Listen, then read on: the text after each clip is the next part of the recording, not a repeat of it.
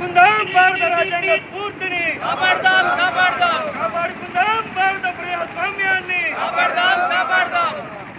జై భారత్, జై భారత్, జై భారత్, జై భారత్. ఈరోజు ప్రజాస్వామ్య పరిరక్షణ సమితి ఆధ్వర్యంలో ఓట్లను అమ్ముకోవద్దని కోరుతూ పోస్టర్ రిలీజ్ చేసిన కార్యక్రమానికి తెలంగాణ యువజన సంఘం సంపూర్ణ మద్దతు తెలియజేస్తూ ఉంది.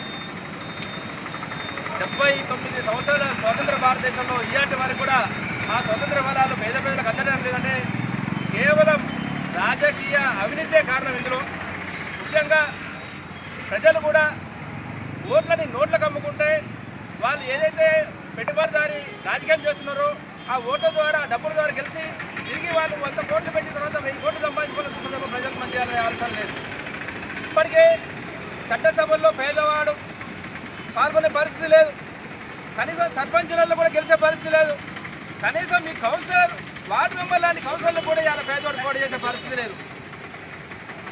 తెలంగాణ యువజన సంఘం నుంచి సూర్యాపేట ప్రాంత ప్రజలకు విజ్ఞప్తి చేస్తున్నాం. మీరు ఈ విలువైన ఓటుని అమ్ముకొని నాశనం చేసుకోకండి. ఎవరైతే ప్రజల పక్షాన నిజాయితీగా పనిచేస్తారో వాళ్ళకు మాత్రం ఓటేయండి. మీ గౌరవాన్ని మీరు కాపాడుకోండి, ప్రజాస్వామ్యాన్ని పరీక్షించండి. మీరు మీ ఓటుని నమ్ముకుంటే వాడు గెలిచిన వాడు రేపు ఏదైనా మీరు పనిచేయమని అడిగితే నువ్వు ఆయన పుణ్యాన్ని ఓటేసిన అని కూడా ప్రశ్నించే పరిస్థితి ఉన్నది. ఇంకొకటి, అన్ని రాజకీయ పార్టీలు కూడా విజ్ఞప్తి చేస్తున్నారు. 2-3 రోజులు పేపర్లు చూస్తే నవ్వొస్తున్నది. నిజాయితీగా మీ పార్టీ జెండాలు మోసిన వాళ్ళు, మీకోసం సంవత్సరాల పాటు తిరిగిన వాళ్ళు ఇవాళ టికెట్లు అడిగేలోపు మీకాడ పైసలు ఉన్నాయని అడుగుతారు. అయ్యా బాబు, మీ రాజకీయ సిద్ధాంతాలు నచ్చి మీ జెండాలు మోసి నిరంతరం మీ ఎమ్మడి తిరిగిన వాళ్ళు, నిజాయితీగా ప్రజల కోసం పనిచేసిన వాళ్ళు ఈరోజు మీ దగ్గరకు వచ్చేసి సీట్లు అడిగేలోపు మీ దగ్గర డబ్బులు ఉన్నాయని అడుగుతున్నారు కదా. మీ దగ్గర సంవత్సరాల పాటు తిరిగిన నిజాయితీగా పనిచేసిన వాళ్ళకి డబ్బులు ఎక్కడి నుంచి వస్తాయి?